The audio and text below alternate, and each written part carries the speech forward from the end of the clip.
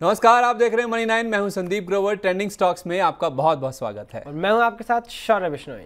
Swiggy ने कल अपना आईपीओ का प्राइस बैंड लॉन्च कर दिया है, उसको बता दिया है। तो उस हिसाब से अब ये जंग बढ़ती हुई नजर आ रही है कि क्या स्विगी के आईपीओ में पैसा लगाना चाहिए या फिर जोमेटो का शेयर जो कि ऑलरेडी सेकेंडरी मार्केट में लिस्टेड है उसके ऊपर फोकस करना चाहिए। तो ये जो प्राइस बैंड का अनाउंसमेंट हुआ है, किस तरह के डिटेल्स हैं जो आईपीओ को लेकर अनाउंसमेंट किए गए हैं, पहले वो समझ लेते हैं, फिर आपको बताएंगे कि जोमेटो के शेयर में पैसा लगाना ज़्यादा बेटर है या फिर स्विगी के आईपीओ में। तो शौर्य के पास चलते हैं और समझते हैं कि क्या डिटेल्स हैं, किस तरह के वैल्यूएशन, किस तरह के प्राइस बैंड का अनाउंसमेंट हुआ है। शौर्य बताइए। जी बिल्कुल, काफ़ी टाइम से इंतजार था कब डिटेल्स निकल के आएंगे। तो अब जो स्विगी का आईपीओ है वो दिवाली के बाद आने वाले यानी अगले हफ्ते, तारीख है 6 से 8 नवंबर को, और प्राइस बैंड रहेगा 371 से लेके 390 रुपीज़ का।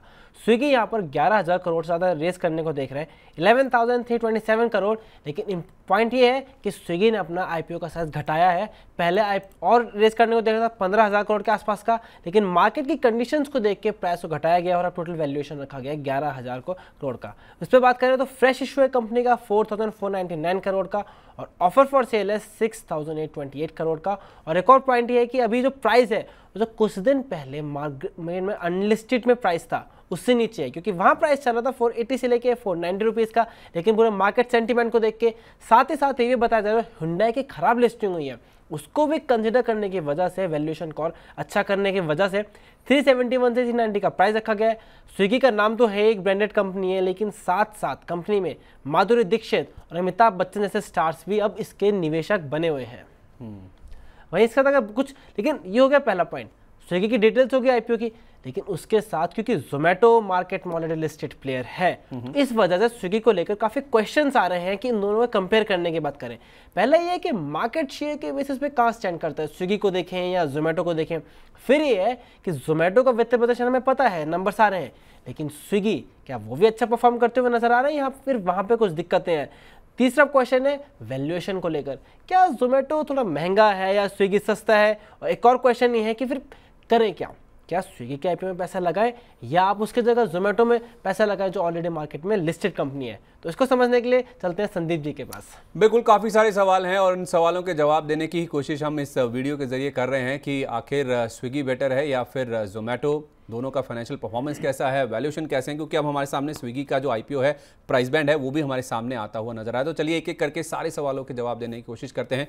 पहले समझिए जो प्राइस बैंड शौर्य ने आपको बताया है उसके हिसाब से जोमेटो उसके सामने कैसे खड़ा होता है। देखिए 250 रुपये के आसपास का प्राइस है। अगर आप जोमेटो की बात करें 371 से 390 रुपये, जैसे शौर्य बता रहे थे, इसका प्राइस बैंड तय किया गया है। तो उस लिहाज से अगर आप वैल्यूएशन देखेंगे तो 11.3 बिलियन डॉलर का जो वैल्यूएशन है वो स्विगी टारगेट करके चल रहा है। इंडियन रुपये के हिसाब से देखेंगे तो करीब 95,000 करोड़ रुपए के आसपास की टोटल वैल्यू बनती हुई दिखेगी, या फिर लिस्टिंग के बाद आप समझ सकें कि इतना मार्केट कैप होता हुआ नजर आ सकता है।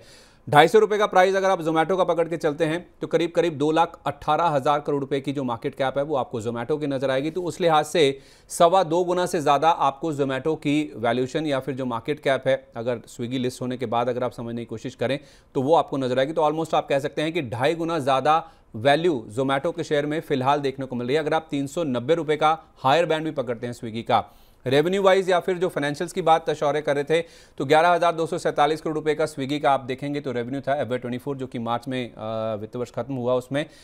जोमेटो देखेंगे तो थोड़ा बेहतर है, करीब 13,000 करोड़ रुपए के आसपास का रेवेन्यू उन्होंने किया था।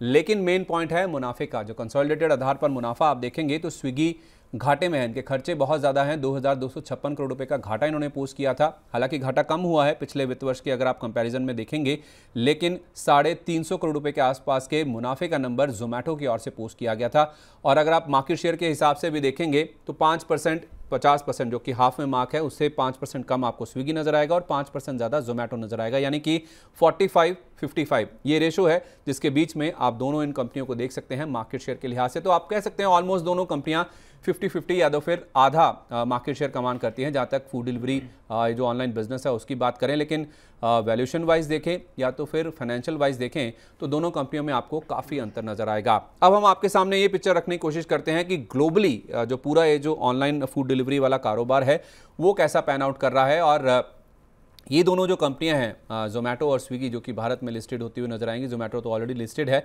ये ग्लोबल पीयर्स के हिसाब से किस तरह से खड़ी हैं अगर आप वैल्यूएशन के हिसाब से देखें। देखिए, डोरडैश करके अमेरिका की एक कंपनी है जिसका 5.3 लाख करोड़ रुपए का मार्केट कैप है, मौजूदा मार्केट कैप अगर आप देखें। जोमेटो जैसे हमने बताया 2,18,000 करोड़ रुपए का मार्केट कैप है। तो दूसरे पायदान पे आपको ग्लोबल पिक्चर पे अगर आप देखेंगे तो ये कंपनी नजर आएगी ग्रैब होल्डिंग्स। ये वही कंपनी है जिसने उबर ईट्स को खरीदा था, तो उसके हिसाब से अगर आप देखेंगे तो उबर ईट्स तीसरे पायदान पे आती है, जो कि सिंगापुर की कंपनी है। इसका 1,38,000 करोड़ रुपए का आपको वैल्यूएशन नजर आएगा मार्केट कैप के लिहाज से देखें।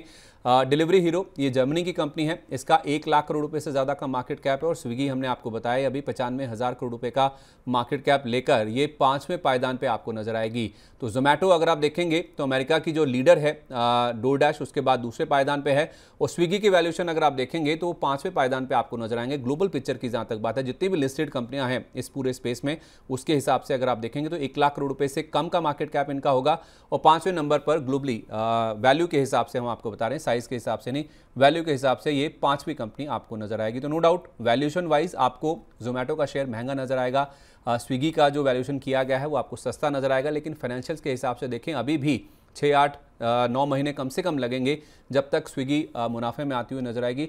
शायद उसी वजह से हम देख रहे हैं कि जोमेटो का जो वैल्यूएशन है वो आपको ज़्यादा नजर आएगा। और 250 रुपये का प्राइस होने के बावजूद 390 के कंपैरिजन में जोमेटो के जो वैल्यूएशंस हैं वो करीब करीब 2.5 गुना ज़्यादा आपको स्विगी से नजर आएंगे। अब बड़ा सवाल ये है कि क्या स्विगी के आईपीओ में पैसा लगा दें या फिर जोमेटो, जो कि ऑलरेडी मार्केट में लिस्टेड है, 250 रुपये के आसपास की प्राइसिंग है, उसमें आपको निवेश करना चाहिए। देखिए, हमने कई सारे एनालिस्ट से बातचीत करने की कोशिश करी, उनसे जानने की कोशिश करी कि कौन सा शेयर ज़्यादा बेटर होगा, क्या स्विगी का आईपीओ बेटर होगा या जोमेटो के शेयर में पैसा लगाना चाहिए। तो मंत्री फिनमार्ट के फाउंडर अरुण मंत्री जी से हमने जब बातचीत करी तो उनका तो ये कहना है कि स्विगी का जो आईपीओ आ रहा है उसको आप थोड़ा सा समय दीजिए, लिस्ट होने दीजिए। जब लिस्टिंग हो जाएगी उसके बाद आप इसमें विचार कीजिए कि आपको इसमें पैसा लगाना चाहिए नहीं लगाना चाहिए। लेकिन हाँ, उनका ये जरूर मानना है कि जो लीडर है फिलहाल इंडिया में और दूसरी सबसे बड़ी कंपनी है ग्लोबली अगर आप देखेंगे तो जोमेटो को जरूर आप खरीद सकते हैं, अगर बशर्ते आपका टेक्निकल नजरिया है तो उस लिहाज से 280 रुपये का टारगेट होगा। 280, 285 की रेंज तक ये स्टॉक जा सकता है। स्टॉप लॉस आपको 239 रुपये का मेंटेन करना है। मैं फिर कह रहा हूं, अगर आपका टेक्निकल शॉर्ट टर्म का नजरिया है तो आप जोमेटो के शेयर में खरीद सकते हैं, ऐसा अरुण मंत्री जी का कहना है। अरुण केजरीवाल जी से भी हमने बात करी तो उनका ये कहना है कि अगर आप यहाँ पे खरीदारी करते हैं तो आपको छोटी अवधि के नज़रिए से स्विगी बेटर है, क्योंकि स्विगी में आपको ज़्यादा फिलहाल जो एक्शन है वो नज़र आएगा। हमने एयूएम कैपिटल के head of research Rajesh Agarwal ji से भी बातचीत करी, उनका ये कहना है कि वैल्यूएशन के हिसाब से तो स्विगी ही बेटर है। तो जैसे अरुण केजरीवाल जी भी कह रहे हैं, जैसे मैंने आपको बताया कि छोटी अवधि के नज़रिए से क्योंकि ज़्यादा एक्शन जो है वो स्विगी के ऊपर ही रहता है वो नज़र आएगा। और वैल्यूएशन के हिसाब से भी अगर आप देखें, राजेश अग्रवाल जी भी यही कह रहे हैं कि आपको स्विगी के जो आईपीओ आ रहा है उसमें निवेश करना चाहिए। भले ही प्राइसिंग आपको ज़्यादा नज़र आ रही है, 250 के कंपैरिजन में 390 होगी, लेकिन वैल्यूएशन के हिसाब से अभी यही कंपनी बेटर नज़र आ रही है। जहां तक लंबी अवधि की बात है तो स्विगी के नंबर्स किस तरह के आते हैं, कब तक वो प्रॉफिटेबल होती है, अगर आपका लंबी अवधि का नजरिया है तो थोड़ा आपको वेट कर लेना चाहिए। केवल छोटी अवधि का नजरिया है, आईपीओ के हिसाब से अगर आप देख के चल रहे हैं तो क्योंकि ज़्यादा एक्शन मार्केट में स्विगी को लेकर ही होता हुआ नजर आएगा, इसलिए स्विगी के आईपीओ में आप पैसा लगा के चल सकते हैं। तो राय थोड़ी सी बटी हुई नजर आ रही है, लेकिन ज़्यादातर एनालिस्ट अगर आप देखेंगे, क्योंकि स्विगी के आईपीओ को लेकर बज़ बहुत ज़्यादा है और वैल्यूएशन थोड़े से आपको सस्ते नजर आ रहे हैं, इसलिए ज़्यादातर एनालिस्ट स्विगी की तरफ थोड़े से ज़्यादा झुकाव उनका नजर आ रहा है। चलिए संदीप जी, आपने पूरा एक होलिस्टिक व्यू दे दिया, आप दर्शकों को और अच्छे से पता चल पाएगा आईपीओ के डिटेल्स क्या हैं, फाइनेंशियल्स क्या हैं, ग्लोबल कंटेक्स्ट में दोनों कंपनियां कहाँ स्टैंड करती हैं, और ये भी उन्हें समझ आ गया होगा अगर आपको छोटी अवधि लंबी अवधि के लिए एक शेयर में पैसा लगाना है तो फिर कहाँ लगाना है। तो अब इन सब के बाद निवेशक एक बेटर डिसीजन ले पाएंगे। और ऐसी स्टॉक्स के बारे में जानने के लिए जिसमें खबरें हो, खबरों के बेस पे एक्शन हो, आप मनी9 के साथ बने रहिए।